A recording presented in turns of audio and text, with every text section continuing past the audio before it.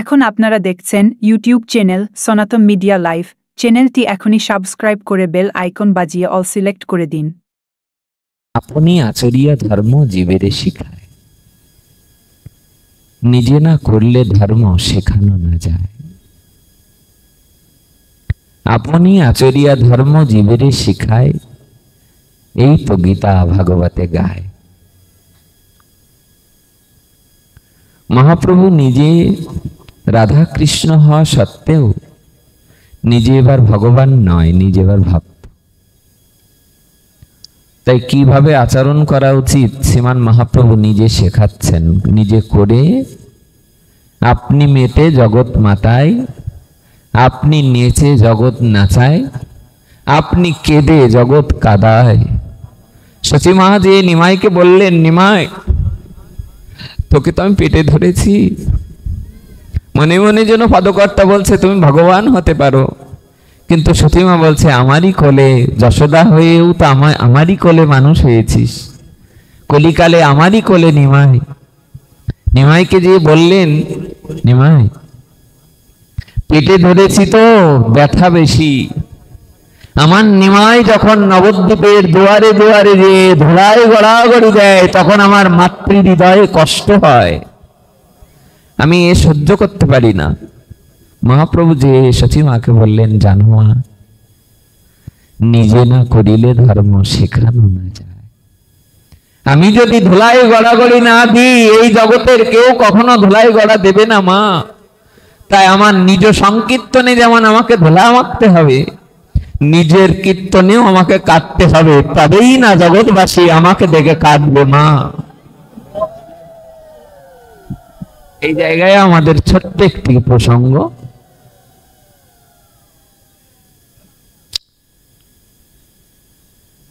শ্রীমান মহাপ্রভু একদিন কীর্তন করছেন। কিভাবে কীর্তন করে মহাপ্রভু? গায়ে ঘোড়া, বলো, গায়ে ঘোড়া মধুর স্বরে। কি নাম গায়?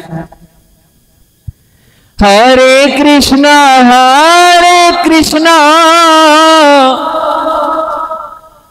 কৃষ্ণ কৃষ্ণ হরে হরে, হরে রাম রাম রাম হরে হরে। এই সুরে মহাপ্রভু কীর্তন করছে।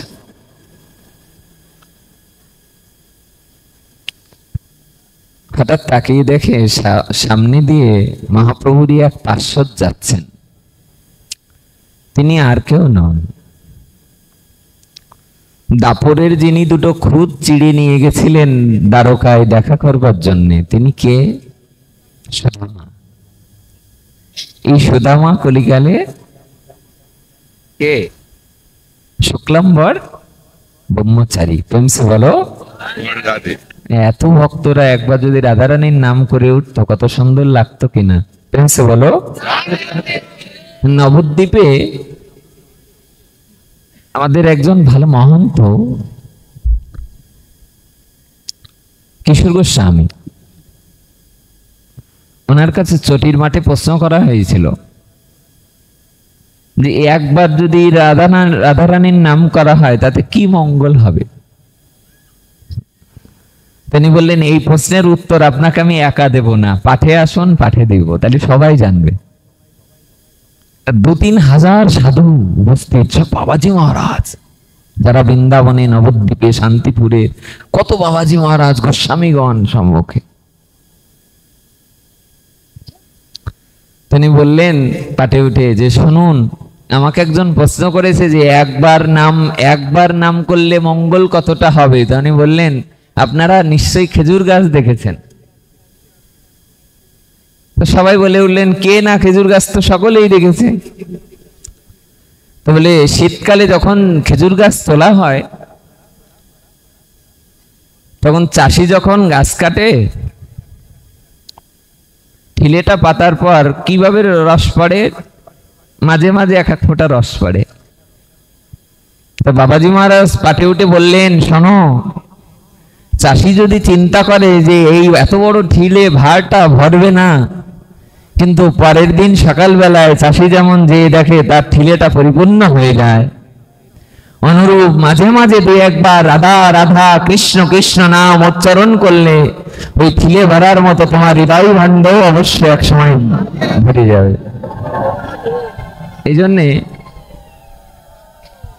সংকীর্তনের মাঝে মাঝে মাঝে একটু রাধারানীর নাম করে উঠবেন, কিন্তু করুণাময়ী প্রেম সে বলো, বাহ, মরেও শান্তি পাবো। যদি ভক্তদের মাঝে এমন মহাপ্রভুর মহা স্বপ্ন ছিল যে প্রত্যেকটা দুয়ারে দুয়ারে হরিনাম প্রেম প্রচার হোক, তাই তো হরিদাস ঠাকুর আর নিতাই চাঁদকে দায়িত্ব দিয়েছিলেন, শোনো শোনো নিত্যানন্দ, শোনো হরিদাস, সর্বত্রই আমার আজ্ঞা করহ প্রকাশ, প্রতি ঘরে ঘরে গিয়া করই ভিক্ষা, বলো কৃষ্ণ ভজ কৃষ্ণ করো কৃষ্ণ শিক্ষা। শুক্লাম্বর ব্রহ্মচারী দাপরের সুদামা, আগের ভাব আছে তো। শুক্লাম্বর ব্রহ্মচারীকে দেখেই মহাপ্রভু এক পায়ে দুই পায়ে এগিয়ে গেলেন। চৈতন্য চরিতামৃতকার কি অপূর্ব একটি পদ লিখেছেন, মহাপ্রীতে মহাপ্রভু, মহাপ্রীতে মহাপ্রভু, এটাই আমরা আস্বাদন করব। মহাপ্রীতে মানে প্রীতিটা সাধারণ নয়, মহাপ্রীতি। যেমন প্রসাদটা যখন মহাপ্রসাদ হয় তখন কি মহাপ্রসাদ হয়, যখন ভগবানকে ভোগ লাগানো হয় তখন সেটা প্রসাদ। যখন ভক্তরা প্রসাদ পাওয়ার পরে সেই এটো, শ্রী গুরুদেব প্রসাদ পাওয়ার পরে সেই এটো যখন অন্য ভক্তরা আস্বাদন করে তখন মহা প্রসাদের রূপ নিয়ে নেয়।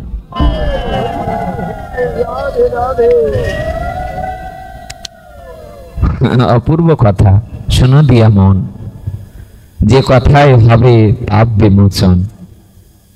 অপূর্ব তাহার কথা, শোনো দিয়া মন, তাহার কথনে শ্রবণে হবে পাপ বিমোচন। শুনিলে চৈতন্য কথা ভক্তি লব্ধ হয়, বুঝে বানা বুঝে কেহ, শুনিতে শুনিতে সেহ। যদি এ জগতের কোনো অবুঝ অজ্ঞানী জীবনে লেখাপড়াটুকু শেখে নাই, তার কর্ণ দিয়ে রসামৃত যদি এক কণাও প্রবেশ করে, মহাপ্রভু বলছে তারও প্রেম ভক্তি পেতে ন্যূনতম সময় প্রয়োজন হবে না। আচ্ছা, দামি ওষুধ কেউ না জেনে যদি খায়, কেউ যদি ওষুধ না জেনেও সেবা করে, তার কি ওষুধে ক্রিয়া করে না? করে কি? মহাপ্রভু দেখছেন শুক্লাম্বর ব্রহ্মচারী ভিক্ষে করে নিয়ে যাচ্ছে, পথটা আমরা কি বললাম, মহাপ্রীতে মানে অত্যন্তিক প্রীতির সাথে, ভালোবাসার সাথে। মহাপ্রীতে মহাপ্রভু, তিনি প্রভু নন, দুইজন প্রভু আর একজন মহাপ্রভু। দুই প্রভুকে কে? নিতাই চাঁদ আর দেখো না কেমন দেখতেও, কেমন আজাদ লম্বিত বোঝাও। মহাপ্রভুর হাতগুলো চরণগুলো যেন লম্বা, দেখলেও কেমন ভক্তি হয় না? মহাপ্রীতে মহাপ্রভু ঝুলিতে হাত দিয়া, ঝুলির মধ্যে হাত ঢুকিয়ে দিয়েছেন মহাপ্রভু। কার ঝুলির মধ্যে গো? মহাপ্রীতে মহাপ্রভু ঝুলিতে হাত দিয়া, খায়েন তন্ডুল তারে সুদামা বলিয়া। সুদামা রে সুদামা রে বলে ঝুলির মধ্যে হাত দিয়ে একেবারে ভিক্ষে করা চাল যেই গালে দিয়েছেন, সঙ্গে সঙ্গে সুদামা যে চরণে জড়াই ধরেছেন, অর্থাৎ শুক্লাম্বর ব্রহ্মচারী, খেও না, এটা ভিক্ষের চাল, আকাড়া, এখনো ঝাড়া হয়নি, রান্না করা নয়, আগে বাড়ি যায়, ঝেড়ে পুছে রান্না করি, ভোগ লাগায়, তারপরে খাও। মহাপ্রভু বললেন, তুমি কে তা তুমি নিজেই জানো না শুক্লাম্বর, তুমি মনে করে দেখো, আমাকে স্পর্শ করে দাঁড়াও, আমি গত জন্মেও তোমার চিড়ে আমি কেড়ে কেড়ে খেয়েছিলাম। সেদিন তুমি বলেছিলে প্রভু জন্মে জন্মে যেন এমন করে তুমি কেড়ে কেড়ে খেতে পারো, জন্মে জন্মে যেন। দেখো সেই অভিশপ্ত না আশীর্বাদ, জন্মে জন্মে যেন কেড়ে কেড়ে খেতে পারো। শুক্লাম্বর ব্রহ্মচারী মহাপ্রভুর দিক তাকিয়ে বলছে, প্রভু অপবিত্র চাল। মহাপ্রভু বললেন, শুক্লাম্বর, ভিক্ষের চাল কখনো অপবিত্র হয় না, কারণ ভিক্ষাবৃত্তিকে বলা হয় মাধুকরী। যখন কোনো ভক্ত মাধুকরী করে, এক বাড়ি থেকে তো আনে না, আনে কি বিভিন্ন দুয়ারে দুয়ারে যে আনে। বলে মৌমাছি যখন মধু সংগ্রহ করে তখন একটা পুষ্প থেকে কি মধু নেয়? বিভিন্ন ফুল পুষ্প থেকে মধু নেয় কিনা? তো বিভিন্ন পুষ্প থেকে মধু নিয়ে নিয়ে যে চাকে সংগ্রহ করে তাকে যেমন মধুকরী বলা হয়, মধুকর বলা হয়। মৌমাছির আর একটা নাম কি? মধুকর। তেমনি প্রতি দূর দূর থেকে যখন ভক্তরা তন্ডুল সংগ্রহ করে তখন তাকে বলা হয় মধুকরী। মহাপ্রভু বললেন, ভিক্ষার তন্ডুল কখনো অপবিত্র হয় না। আমি তোমার তন্ডুল কেড়ে খেয়েছি, তাতে তুমি আপত্তি কেন জানাচ্ছ? মহাপ্রভুকে বলতে লাগলেন, এই তন্ডুল তুমি খেলে এটা আমি সহ্য করতে পারি? মহাপ্রভু বললেন, যখন কেড়ে কেড়ে খাচ্ছি দিচ্ছ না, অভিশাপ দেবো তোমাকে। শুক্লাম্বর ব্রহ্মচারী একে তো ভিক্ষা করেই সেবা করে, ভিক্ষা করেই রাধা মাধবকে ভোগ লাগায়। শুক্লাম্বর ব্রহ্মচারী বলছে, আমাকে এরপরে আর কি অভিশাপ দেবে তুমি? কি অভিশাপ দিল জানো? মহাপ্রভু নিজ বদনে অভিশাপ দিচ্ছে। আমি অভিশাপ দিলাম শুক্লাম্বর, জীবনে যতবার পৃথিবীতে জন্মগ্রহণ করবে সারা জীবন তোমার ভিক্ষা করে খাওয়া লাগবে। শুক্লাম্বর ব্রহ্মচারীর হাত দুটো কাঁপছে। মহাপ্রভুর দিকে তাকিয়ে বলছে যে, মহাপ্রভুর দিকে তাকিয়ে শুক্লাম্বর ব্রহ্মচারী বলছেন, তুমি কি শুধু অভিশাপ দিতে পারো? আমরা পারি না? আহ, কি অপূর্ব কথা! শুধু কি ভগবানই অভিশাপ করবে? ভক্তদের সে অধিকার নেই? শুক্লাম্বর ব্রহ্মচারী বললেন, তুমি যেমন আমাকে অভিশাপ দিচ্ছ, জন্মে জন্মে আমার ভিক্ষে করে খেতে হবে। হ্যাঁ, কোন একটা গ্রন্থে পড়েছিলাম যে শুক্লাম্বর ব্রহ্মচারী এমন ভিক্ষা করে কেন খাবে। মহাপ্রভু যেন মনে মনে লিখে দিচ্ছেন, বলে শোনো, সে যদি ভিক্ষা না করে তাহলে সেই ভিক্ষার তন্ডুল রান্না করে ভোগ লাগিয়ে আমাকে কি করে দেবে? আমি তো রাজ অন্ন গ্রহণ না করে। হ্যাঁ, কি বললেন? পথটি বলুন।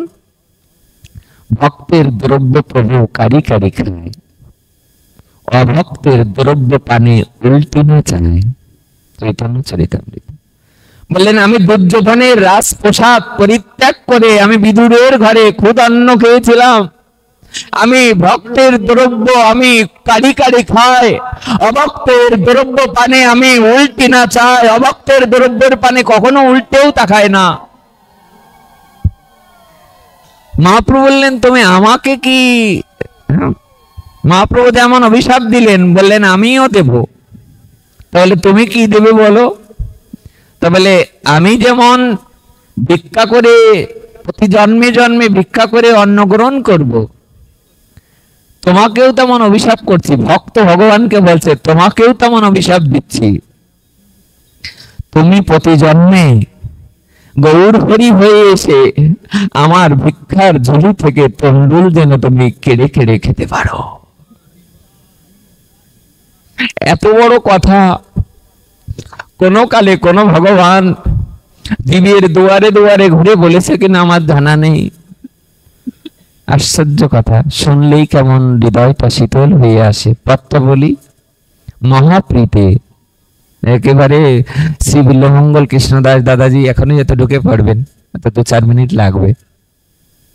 উনি যেমন মাঝে মাঝে বলে না, হৃদয়ে লিখে নাও, নোট করে নাও। এই পথটা আমার মনে হয় নোট করে নেওয়া উচিত। মহাপ্রীতে মহাপ্রভু ঝুলিতে হাত দিয়া, কোথায় হাত দিয়েছে?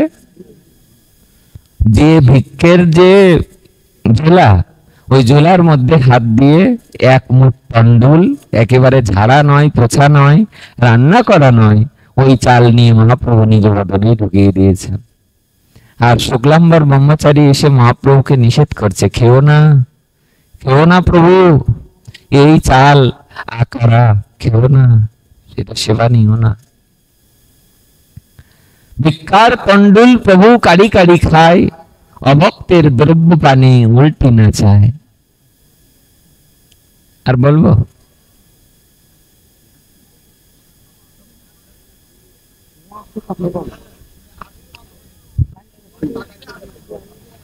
আজ কদিন ধরে একটা কথা খুব মনে হচ্ছে, নিজে তো আচরণের বালাই নেই,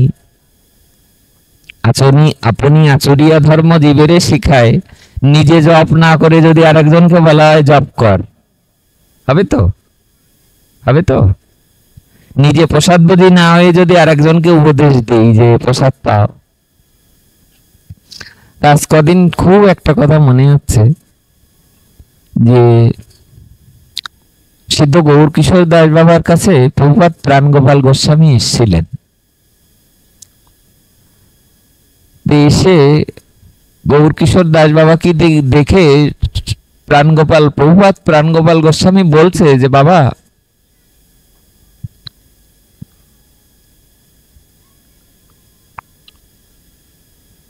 শীতে কষ্ট হয় না?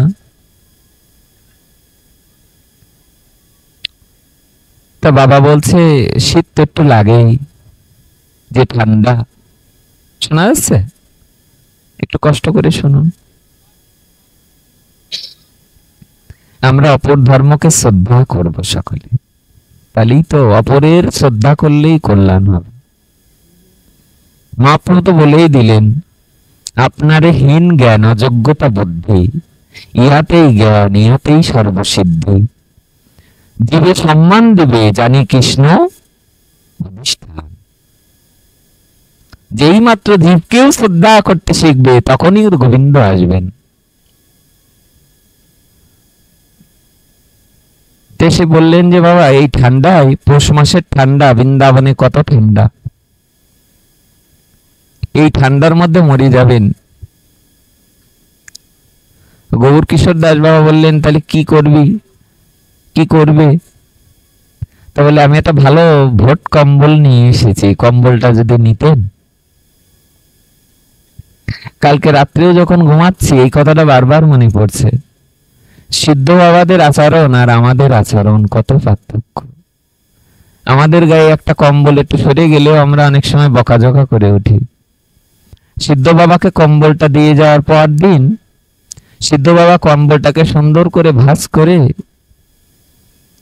প্রভুপাদ প্রাণগোপাল গোস্বামীর কাছে নিয়ে গেছেন, যে এবারে তোমার কম্বল তুমি না। প্রভুপাদ প্রাণগোপাল গোস্বামী বলছেন যে বাবা, কম্বলটা তো কিনে আপনার জন্যই দিয়েছি, শীতে প্রচন্ড ঠান্ডায় রাধাকুণ্ডের জল পর্যন্ত বরফ হয়ে যাচ্ছে, এই ঠান্ডায় আপনি কি করে হরিভজন করবেন, তাই আপনাকে কম্বলটা দিয়ে এসছি। সিদ্ধ গৌর কিশোর দাস বাবা চোখে জল, কাঁদতে কাঁদতে প্রভুপাদ প্রাণগোপাল গোস্বামীকে বললেন, শোনো, তোমার কম্বলের সাথে গৌর কিশোর গোস্বামীর প্রেম হয় নাই, তোমার কম্বলের সাথে গৌর কিশোর দাস বাবার প্রেম হয় নাই। যেই মাত্র তোমার কম্বলটা রাত্রে অঙ্গে দিয়ে ঘুমিয়েছি, আর এক ঘুমে আমার সকাল হয়ে গেছে। অন্যদিন শীতে কষ্ট পায়, কিন্তু সারাটা রাত হা রাধে কীর্তন করি, হা রাধে কীর্তন করি। আজ তোমার এই কম্বলটা যেই মাত্র আমার অঙ্গে দিয়েছি, আমার ঘুমে আচ্ছন্ন হয়ে গেছে। বাবা কম্বলটা ফিরিয়ে দিয়ে আসলেন। তা কালকে রাত্রেও যখন কম্বল মুড়ি দিয়ে ঘুমাচ্ছি, শুধু একটা জিনিসই ভাবছি যে ওনাদের আচার আচরণ আমরা কবে গ্রহণ করব, কবে করোনা হবে। কাউকে বলা হচ্ছে না যে আপনার শীতের বস্ত্র পরিত্যাগ করুন, কিন্তু কথাটা বলার তাৎপর্য হলো এই, আমরা যেন সবাই তো হরিনাম কীর্তন পাঠে, জপ কীর্তনে অংশগ্রহণ করে নিজের মানব জীবনকে সার্থক করি, ধন্য করি। আমাদের মানব জীবনকে সার্থক করার জন্য, ধন্য করার জন্য অবশ্যই মহাপ্রভুর চির আদর্শে রঞ্জিত হতে হবে। রঘুনাথ দাস গোস্বামী বৃন্দাবনে যখন এসছেন, কালকে না আজকে মানে এই প্রসঙ্গে আলোচনা হচ্ছিল যে রঘুনাথ দাস গোস্বামী ষড়গোস্বামীর এক গোস্বামী, এই ছয় গোসার করি চরণ বন্দন, যাহা হইতে বিঘ্ন নাশ হয় অভীষ্ট পূরণ। এই ছয় গোসাই যাবে ব্রজে করলেন বাস, রাধা কৃষ্ণের নিত্য লীলা করিলা প্রকাশ। সপ্তগ্রামের রাজার ছেলে রঘুনাথ। রঘুনাথ দাস গোস্বামী যখন বৃন্দাবনে গিয়েছেন, মহাপ্রভু বারংবার অনুরোধ করতে থাকলেন যে তোমরা বৃন্দাবনে থাকো। বৃন্দাবনে লুপ্ত তীর্থস্থান আদি আবিষ্কার সহ, শ্রীধাম বৃন্দাবনের গ্রন্থাদি রচনা সহ, বৈষ্ণব ধর্মের যত শাস্ত্র সব গোস্বামীদের হাতে দায়িত্ব দিলেন। রূপ সনাতনকে অনেক চেষ্টা করে বৃন্দাবনে পাঠালেন, কিন্তু রঘুনাথ দাস গোস্বামী বললেন তুমি যেখানে থাকবে আমি সেখানে থাকব। শ্রীমান মহাপ্রভু যখন গম্ভীরায় নীলাচলে থাকতেন, আপনারা জানেন অনত দূরে রঘুনাথ দাস গোস্বামী থাকতেন হরিদাস ঠাকুর, থাকতেন গদাধর পণ্ডিত। এই রঘুনাথ দাস গোস্বামী সপ্তগ্রামের রাজার ছেলে, তৎকালীন সময়ে যার 20,000 মুদ্রা ইনকাম ছিল, যার পিতা জেঠার বাবা জেঠার একমাত্র পুত্র রঘুনাথ। রঘুনাথ যখন 4-5 বার বাড়ি থেকে পালায়ে চলে আসবেন, পালিয়ে চলে আসার সময় বাবা জ্যাঠা ধরে ধরে আটকায় রাখে যে রঘুনাথ পালিয়ে যাচ্ছে বাড়ি থেকে, বাপ জ্যাঠাদের একমাত্র পুত্র। মা যে বললেন ওকে এক কাজ করো না, দড়ি দিয়ে শিকলের ব্যবস্থা, তালা চাবির ব্যবস্থা করো। দড়ি দিয়ে যদি বেঁধে রাখতে পারো তাহলে ও নিমায় মহাপ্রভুর কাছে যেতে পারবে না, নিতাই গৌরের কাছে যেতে পারবে না। বাবা যে কাঁদতে কাঁদতে স্ত্রীকে বললেন, যার ঘরে স্ত্রী অপ্সরা সম, ইন্দ্র সম ঐশ্বর্য, স্ত্রী অপ্সরা সম, ইহা বান্ধিতে নারী লেগ যার মন, দড়ির বন্ধনে তারে কেমতে বাঁধিবা। আরে যার ঘরে এমন রূপসী স্ত্রী, সুন্দরী অপ্সরার মতো স্ত্রী আছে যার ঘরে, তার বাপ জ্যাঠাদের কি কম আছে? তৎকালীন সময়ে 20 লক্ষ স্বর্ণ মুদ্রা যাদের ইনকাম, যার 2টো মুদ্রা দিয়ে দিলে আমার আপনার সারা জীবন চলবে। সেই রঘুনাথ দাস গোস্বামী সপ্তগ্রামের রাজপুত্র। এই রাজপুত্র যখন পালিয়ে চলে যাচ্ছেন, বাবা জ্যাঠা বারংবার চেষ্টা করেও যখন আটকাতে পারলেন না, আপনারা জানেন পানিহাটিতে নিতাই চাঁদের করুণায়, পানিহাটিতে চিরাধুতি মহোৎসবের প্রাককালে ঘটেছিল। যেহেতু সময় সংক্ষিপ্ততার কারণে আমরা ছোট্ট একটা কথা বলবো বলে এই প্রসঙ্গটা তুলেছি, অনেকের বুঝতে অসুবিধা হতে পারে, যেহেতু প্রসঙ্গটা তো ইলাস্ট্রেট নয়, ব্যাখ্যাটা নয়, অনেক ব্যাখ্যা নয়, আমরা সংক্ষেপে ছোট্ট করে বলছি। রঘুনাথ গেলেন, থাকলেন কোথায়? নীলাচলে। মহাপ্রভু বলতে লাগলেন যে স্বরূপ, রঘুনাথ কি করে খায়? স্বরূপ দামোদর রায় রামানন্দ এসে মহাপ্রভুকে বললেন যে রঘুনাথের বাড়ি থেকে টাকা আসে, প্রতি বছর তার বাবা টাকা পাঠায় নীলাচলে, সেই টাকা থেকে সেবা গ্রহণ করে, আর তা থেকে মাসে মাসে বৈষ্ণব সেবা দেয়, যেখানে মহাপ্রভুকে নিমন্ত্রণ করা হয়। মহাপ্রভু মনে মনে অখুশি হলেন, বিষয়ের অন্ন খাইলে মলিন মলিন মনে না হয় কৃষ্ণের অর্জন। মহাপ্রভু যে গম্ভীরায় আছেন, একদিন স্বরূপ দামোদর রায় রামানন্দ যে বললেন, প্রভু তার গৃহে থেকে টাকা আনা বন্ধ করেছেন রঘুনাথ। কেন?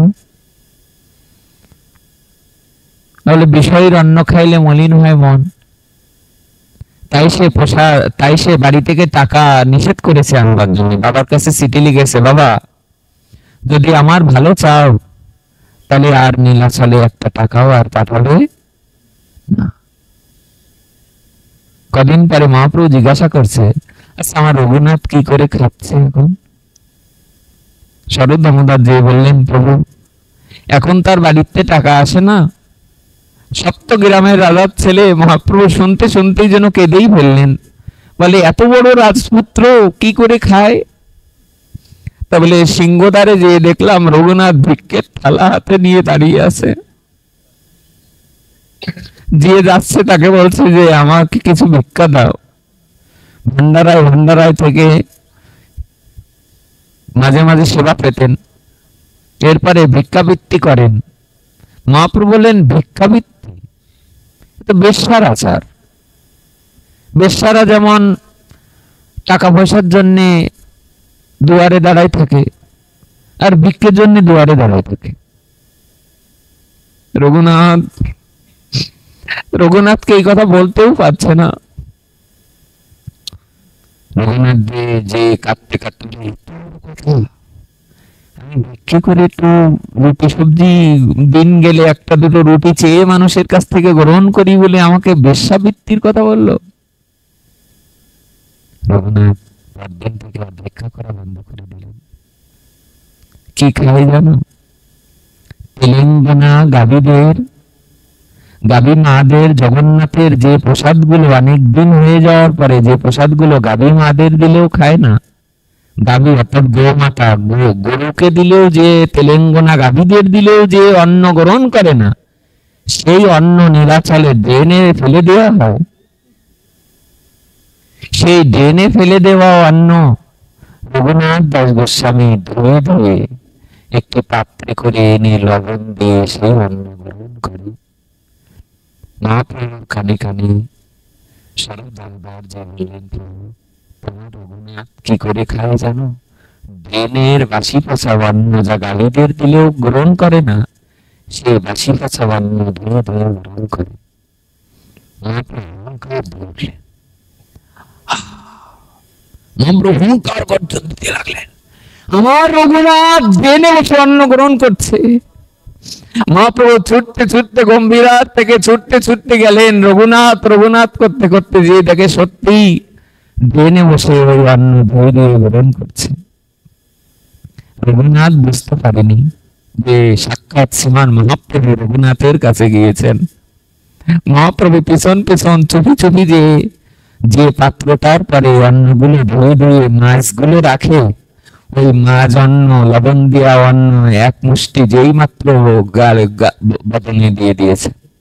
ঠিক একটু আগে যেমন হলো না, ভিক্ষার দ্রব্য প্রভু কাড়ি কাড়ি খায়, অভক্তের দ্রব্য পানে উল্টি না চায়। সে রাজদরবারের কোনো অন্ন গ্রহণ করছে না, কিন্তু ভিক্ষার দ্রব্য কেড়ে কেড়ে খাচ্ছেন। রঘুনাথের কাছে যেও যেন কেড়ে খাওয়ার মতো।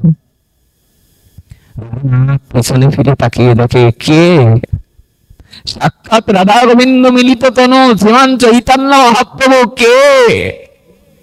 তুমি কেউ না। রঘুনাথ পিছন দিকে তাকিয়ে বলছে, তুমি গ্রহণ করো না। রঘুনাথ দাস গোস্বামী কাঁদতে কাঁদতে বললেন, প্রভু এই অন্ন গাভীরাও খায় না।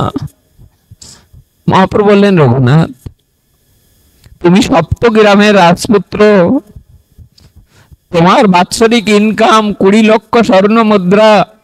তুমি যদি ড্রেনের মাছ অন্ন ধুয়ে লবণ দিয়ে খেতে পারো, তাহলে আমি কেন পারবো না? মহাপ্রভু একটা পদ বললেন, এমন কাঁচা দ্রব্য খাও আর আমারও দাও না। আবার শোনো, এমন কাঁচা দ্রব্য খাও আর আমারও দাও না। মহাপ্রভুর কথা শুনে রঘুনাথ ফল করে তাকিয়ে রয়েছেন শ্রীমান মহাপ্রভু। শ্রীমান মহাপ্রভু বদনে গ্রহণ করার পর রঘুনাথকে বুকে জড়িয়ে ধরলেন, এমন অমৃত নিন্দিত প্রসাদ গ্রহণ করো আর আমাকে এক মুষ্টি দাও না, তাও আবার বলছো যে আমি যেন গ্রহণ না করি। শ্রীমান মহাপ্রভু রঘুনাথকে বুকে আলিঙ্গনে গাঢ় করে আলিঙ্গন করে আবদ্ধ করে জড়িয়ে ধরেছেন বুকে। মহাপ্রভু বললেন, রঘুনাথ তুমি আজ যে দৃষ্টান্ত রেখে গেলে বৈষ্ণব সমাজে, তেলেঙ্গানা গাভীদের কেউ যে মা জন্ম দিলে গ্রহণ করে না, সেই অন্ন গ্রহণ করে রাজপুত্র হয়ে তুমি যে অঙ্গনে আজ যা দর্শন করিয়ে গেলে, সারা বৈষ্ণব সমাজ তোমার কাছে চিরঋণী হয়ে থাকবে। এই ছয় গোসার করে চরণ বন্ধন, যাহা হইতে বিঘ্ন নাশ হয় অভীষ্ট পূরণ। যদি সাধু হতে চাও, বৈষ্ণব হতে চাও, ভক্ত হতে চাও, তাহলে রঘুনাথ দাস গোস্বামীর এই অপূর্ব অমৃত চরিত কথা শ্রবণ করো, যাহার শ্রবণে কীর্তনে অবশ্যই প্রেম ভক্তি জাগ্রত হবে, যার শ্রবণে অবশ্যই হৃদয়ে ভক্তি লাভ হবে। শ্রীমান মহাপ্রভু রঘুনাথ দাস গোস্বামীকে অপূর্ব রূপ তখন দর্শন করালেন। কি অষ্টভুজ নয়, ষড়ভুজ রূপ দর্শন করিয়েছিলেন। প্রত্যেক ব্রাহ্মণকে যেমন অষ্টভুজ রূপ দর্শন করিয়েছিলেন, শঙ্খ চক্র গদা পদ্মধারী নারায়ণ রূপ, তদ্যাতীত দুই হস্ত, এক হস্তে নবনীত ভাণ্ড আর এক হস্তে গ্রহণ, পদ্ধতির দুই হস্ত বংশী বদন। এই অষ্টভুজ মূরতি যেমন প্রত্যেক ব্রাহ্মণকে দর্শন করিয়েছিলেন শ্রীমান মহাপ্রভুর অঙ্গনে, শ্রীমান মহাপ্রভুর অঙ্গনে অষ্টভুজ মূরতি দর্শন করিয়েছিলেন মহাপ্রভু। বারংবার যখন বালগোপালের মন্ত্র বলতে বলতে শ্রীমান মহাপ্রভু যে যেমন প্রসাদ কেড়ে কেড়ে নিচ্ছিলেন, মনে আছে তো, তখন নষ্ট হলো নষ্ট হলো নষ্ট হলে যেমন চিৎকার করে করে উঠছিলেন প্রত্যেক ব্রাহ্মণ, অনুরূপ এই অষ্টভুজ মূরতির মতো ষড়ভুজ মূরতি শ্রীমান মহাপ্রভু তাকে দর্শন করিয়েছিলেন। তো আমরা যে পাঠটি আস্বাদন করেছি, আর একবার আমরা উচ্চারণ করে পাঠ বিশ্রাম রাখি। চলে আসবেন এখনই। তারা নিয়ে কখনো হরিকথা হয় না, জানো তো। এটা এমন এক শান্তি ধর্ম, এমন এক পদের ধর্ম, যে ধর্ম, যে শব্দ, যে পদ বড় মধুরম মধুরম মধুরাতি মধুরম। এটা শুধু মধুর নয়, মধুরম মধুরম মধুরাতি মধুরম। এই পথ অমৃত শুধু নয়, অমৃতের চেয়েও অমৃত। মধুরম মধুরেভ্যপি মঙ্গলেভ্যপি মঙ্গলম, পাবনম পাবনেভ্যপি হরের নামৈব কেবলম। এ জগতে মঙ্গলের চেয়েও যদি মঙ্গল কিছু থেকে থাকে, মধুর থেকেও যদি মধুর কিছু থেকে থাকে, এ জগতে যদি মঙ্গলের থেকে, আবার বলছি, মধুরম মধুরেভ্যপি মঙ্গলেভ্যপি মঙ্গলম, পাবনম পাবনেভ্যপি হরের নামৈব কেবলম। এ জগতে যদি মঙ্গলের থেকেও মঙ্গল কিছু থাকে, মধুর থেকেও যদি মধুর কিছু থেকে থাকে, পতিত পাবন থেকেও যদি পাবনী কিছু থেকে থাকে, হরে কৃষ্ণ কৃষ্ণ কৃষ্ণ হরে হরে, হরে রাম রাম রাম হরে হরে। ওগো, এই জগতে যদি মঙ্গলের থেকেও কিছু মঙ্গল থেকে থাকে, আর কিছু নয়, হরের নামই মুখে বলো। যদি তুমি বদন ভরে হরি নাম করতে পারো, এর থেকেও মঙ্গলপ্রদ এই জগতে আর কিছু হতে পারে না। মঙ্গলম মঙ্গলেভ্যপি পাবনম পাবনেভ্যপি হরের নামই কেবলম। আব্রহ্মা স্তম্ভ পর্যন্তং সর্বং মায়াময়ং জগৎ, সত্যং সত্যং পুনঃসত্যং হরের নামই কেবলম। ব্রহ্মার মহিমান্বিত পথ থেকে শুরু করে দুর্ব গাছের ডগা পর্যন্ত আমি মায়া দ্বারা সৃষ্টি করেছি। আবার শোনো, ব্রহ্মার মহিমান্বিত পথ থেকে শুরু করে দুর্ব গাছের ডগা পর্যন্ত এ জগতে আমি মায়া দ্বারা সৃষ্টি করেছি। এ জগতে সব কিছু মিথ্যা, কিন্তু একমাত্র একটি বস্তুই সত্য, তা হলো হরে কৃষ্ণ কৃষ্ণ কৃষ্ণ হরে হরে, হরে রাম রাম রাম হরে হরে। এ জগতে সত্য বস্তু যদি কিছু থেকে থাকে, একমাত্র হরি নামই সত্য। হরি নামের উপরে আর কিছু সত্য হতে পারে না। তাও ভগবান কি আশ্চর্য কথা বললেন জানো, আমা হইতেও আমার নাম বড়। হয় কি এমন? প্রভুপাদ প্রাণ গোপাল গোস্বামী তখন ঢাকায় আসতেন।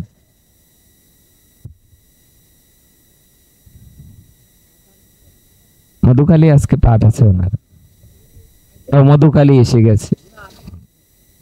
আরে না, মধুকালী অনেক আগেই পার হয়ে গেছে, আসতে হয়তো 2-4 মিনিট লাগবে। ভালোই হবে না। হ্যাঁ, পুলিশ আর কি বলে আপনার হচ্ছে সেনাবাহিনী না, হচ্ছে যে বিজিবি আর পুলিশ যখন চলে যাওয়ার পরে যদি র্যাব আসে, ভালো না?